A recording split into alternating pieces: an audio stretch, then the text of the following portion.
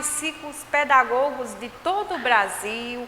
Aqui estamos nós mais uma vez para finalizarmos essa temática tão importante. Esse finalizar, entre aspas, não quer dizer que aqui estaremos prontos. Como a gente percebe, o processo de ensino-aprendizagem, ele é interminável. A gente sempre vai ter algo para aprender, mas também para ensinar. E essa temática didática psicopedagógica, o quanto foi importante para nós até aqui, perceber a importância de currículo, perceber a importância do PPP da sua escola, a identificação daquilo que nós devemos trabalhar, né? Perceber os documentos nacionais, perceber a nossa missão e função dentro dos espaços escolares, perceber o quanto a nossa didática ela precisa ter um suporte eficaz para que o processo de ensino e aprendizagem seja enxertado um alimento sólido de profunda aprendizagem. E a nossa terceira aula ela está apenas começando. E como temática para esse início de aula, nós já temos uma questão de didática. E afinal de contas, iniciamos falando de tantas coisas, mas estávamos falando de fato dessa didática, que é a temática da nossa aula. E ela é uma das áreas, assim como a linguística, a antropologia, a psicanálise, pertencentes às chamadas ciências sociais ou humanas. O que as caracteriza é o estudo da sociedade e do homem em seus múltiplos aspectos. Então, é uma ciência e ela, assim como outras, é caracterizada pelo estudo do homem na sociedade ao qual ele faz parte e os seus múltiplos aspectos, né? E o nosso ponto de vista, a didática não pode ser vista como a orientadora infalível dos fantásticos métodos e técnicas de avaliação que pretendem medir o conhecimento dos alunos e que capacitam o professor a decidir cientificamente da atribuição de uma nota que reprova ou promove. Não.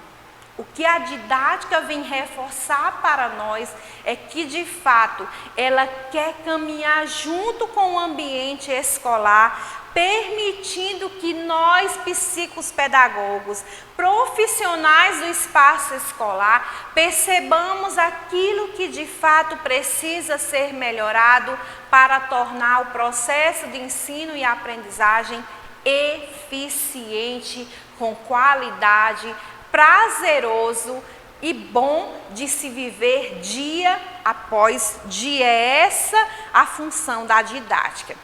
Enfim, estigmatizá-la como dimensão tecnicista é descaracterizá-la como ciência educativa.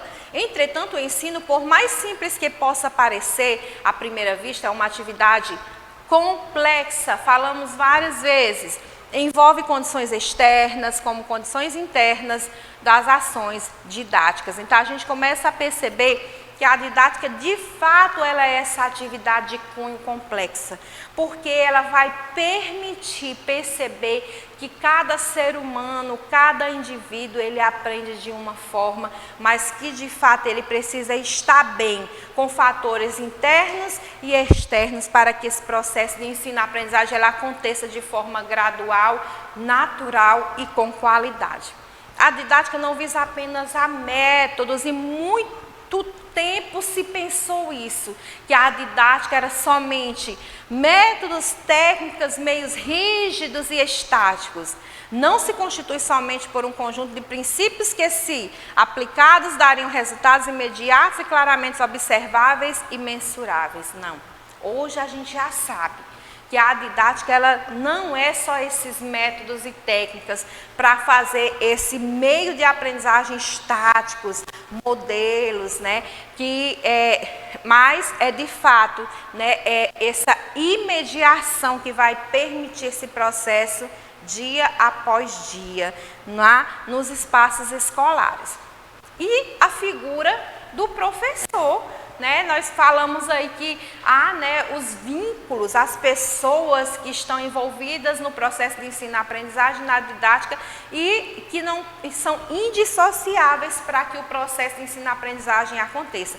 E uma dessas figuras somos nós, os professores, né, que é um dos primeiros substitutos dos pais. É ele que ensina desde a forma de pintar, colar mais adequada, nas primeiras letras, até a construção de frases que futuramente possa ser elaborado um texto como este. Então, somos nós esse sustentáculo da didática, do espaço escolar, que iremos receber o nosso alunado, a nossa clientela, e assim, dia após dia, permitindo esse melhoramento, esse avanço no processo de ensino e aprendizagem.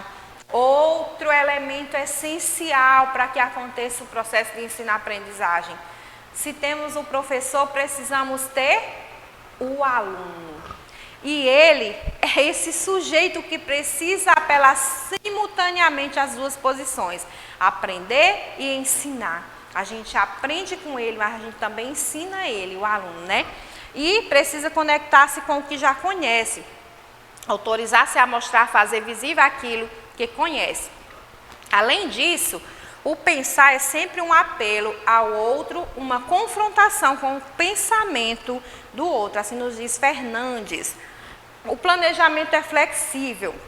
Um elemento essencial para nós é esse planejamento, que deve ser flexível. Se temos esses elementos essenciais, que é a figura do professor, que é essencial, a figura do aluno, que também é essencial, temos os meios didáticos para se alcançar esse processo de ensino-aprendizagem. E um deles é o planejamento. E esse, por sua vez, deve ser flexível, né? É ele que vai determinar o que, quando e como ensinar. É esse plano, esse norte, como se diz bem o nome, é um planejamento para que assim a gente possa, de fato, levar, conduzir bem o processo de ensino e aprendizagem. E o planejamento é flexível justamente porque ele vai possibilitar a entrega satisfatória ao cliente, né? Ele é adaptável. Quando a gente se fala em flexível, não é que a gente vai mudar a qualquer momento. Ah, isso aqui está muito difícil para ensinar, isso aqui está muito difícil para aprender. Não, é porque a gente vai usar meios adaptáveis, né? Fazer de tudo para que o processo de ensino e aprendizagem ele aconteça de forma natural, gradual, satisfatória e prazerosa dentro dos espaços escolares. E aqui a gente pode perceber por que um planejamento ele é flexível, né? Não é a gente mudar aleatório e fazer da minha forma, ensinar o que eu quiser na hora que eu quiser. Lembra-se dos documentos nacionais, o que eles propõem para que eu possa ensinar. A partir de então, eu crio o meu planejamento flexível, porque se eu estava ensinando de uma forma, eu vou olhar os horizontes, por que a minha clientela não estava conseguindo aprender a adição da forma que eu tinha planejado, e a partir de então, daqueles fatores que influenciavam a não aprendizagem, eu vou observar aquilo que eu posso melhorar, flexibilizando a minha forma de ensinar a minha clientela. Então, a gente precisa perceber, né, estar sempre aberto, né, às ideias do sistema, receber informações de outros profissionais, né, e, enfim, né, perceber a realidade que meu aluno ele está inserido, a realidade do espaço escolar que eu faço parte, da comunidade, da sociedade, de todos os profissionais e atores envolvidos no processo de ensino e aprendizagem. Perceber o sentimento, a segurança, a alegria do espaço escolar, para que assim essa aprendizagem ela aconteça de fato como deve acontecer, né? As categorias de um planejamento flexível. Uma das abordagens para um planejamento flexível considera 3 importantes categorias a serem dimensionadas pelo professor: complexidade, quantidade, temporalidade. a gente percebe que a cada vez que vai crescendo, né, o processo de ensino-aprendizagem ele vai ficando complexo, né, e eu preciso de ter tempo, eu preciso ganhar tempo dentro da sala de aula e permitir que seja um ambiente organizado, seja um ambiente que proporcione para de fato a minha clientela esse espaço de aprendizagem. Por isso que o meu planejamento ele deve ser o máximo flexível. A motivação e os processos de ensino-aprendizagem. Apesar das diferentes concepções sobre os motivos que impulsionam o ser humano a agir, todos chegam a um consenso que motivar é um fator intenso, que dá início, dirige e integra o comportamento humano. Motivados, somos capazes de ir ao encontro do que almejamos. Então, o ambiente escolar, ele precisa ser esse ambiente motivador para você, professor, motivador para a equipe gestora, motivador para o nosso aluno. Sem essa motivação, é impossível que aconteça esse processo de ensino-aprendizagem. As coisas elas vão acontecer falando, né, trocando em miúdos de goela abaixo. A gente vai fazer com que as coisas aconteçam atropeladas e assim todo o processo ele vai ser uma carga pesada e não prazerosa, como a gente tanto falou. Motivação e aprendizagem escolar.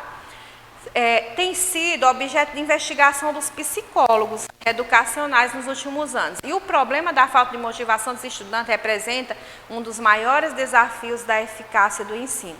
Falando de contemporaneidade, o quanto é difícil motivar, né, a nossa clientela num ano, num século, onde as coisas são muito facilitadoras, né? Se o aluno quer resolver alguma coisa, ele vai lá na internet, ele já tem toda a resposta para aquilo, e por isso nós temos que ter essa carta na manga daquele planejamento flexível, perceber todos os horizontes exteriores e internos daquela criança, daquele indivíduo, para que assim, de fato, ele tenha essa motivação para, de fato, ele aprender e não só pesquisar respostas prontas e acabadas.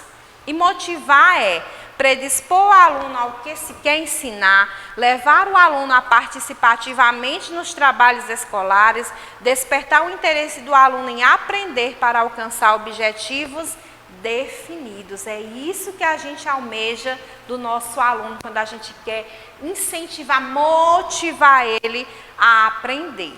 E essa motivação é uma necessidade de reforço, né? De acordo com os behavioristas, como Skinner, a aprendizagem ela ocorre em dependência de estímulos externos.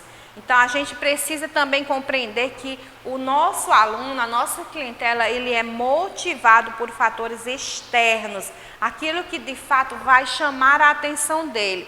Somos motivados a agir por conta dos resultados dos nossos comportamentos.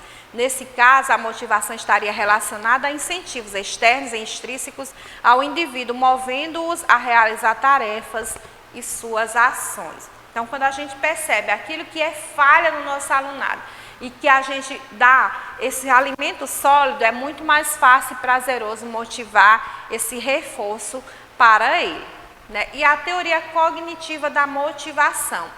Nessa teoria, né, o que ganhou destaque é a importância, são as motivações intrínsecas. Há, portanto, uma grande difusão de que o indivíduo possa internamente as forças que o levam a agir, a conhecer, a aprender, a trabalhar, além de uma visão mais ativa do comportamento. Então, a gente precisa trabalhar muito dentro dos espaços escolares essas motivações exteriores, mas também as internas, né? O turbilhões de coisas que acontecem na vida de cada ser humano, na sua individualidade.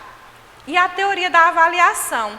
Aqui a gente pode perceber que essa teoria da avaliação cognitiva, ela vem sendo um fio de meada, né? É a persistência na conduta atribuída a fatores externos, que tanto nós temos batido nessa tecla, né? Não atribuída a fator interno, mas a motivação intrínseca a cada pessoa inerente à aprendizagem, né? E a teoria do inconsciente segundo Freud, né? Que Freud ele vai trabalhar muito isso do nosso inconsciente, como está o nosso inconsciente. E ele formulou e representou um marco na história da psicologia. Esse submundo estranho e fascinante, gerador de fantasias, lapsos e impulsos não controláveis, nos permitiu, por fim, ver uma grande parte nos transtornos mentais, não como doenças somáticas, não como doenças do cérebro, mas como alterações pontuais da nossa mente. Então, a gente vai perceber que muitas vezes essa motivação, a gente fica tentando arrumar um jeito, dizendo que é um problema, doenças somáticas, são doenças psicológicas. Não, elas são alterações pontuais que devem ser trabalhadas dia após dia, né? E o inconsciente, segundo Freud, né? Hoje em dia ainda existem os céticos, que veem o mundo como um pouco de sutil ironia, grande parte do trabalho do pai, da psicanálise, né? Então é muito importante trabalhar isso na nossa sala de aula, o que os nossos alunos trazem consigo de pensamento. E Freud não descobriu o inconsciente, nós sabemos que ele não foi a primeira pessoa a falar disso, mas ele foi o que fomentou bastante o id, né, o nosso instinto, como nós estamos, o ego, a realidade ao qual nós estamos e o nosso superego, a moral ao qual nós nos encontramos para assim avançar no processo de ensino e aprendizagem. E por aqui nós encerramos a nossa aula com essa temática tão importante, didática psicopedagógica, percebendo os pormenores que levam a cada profissional a motivar a um bom processo de ensino e aprendizagem.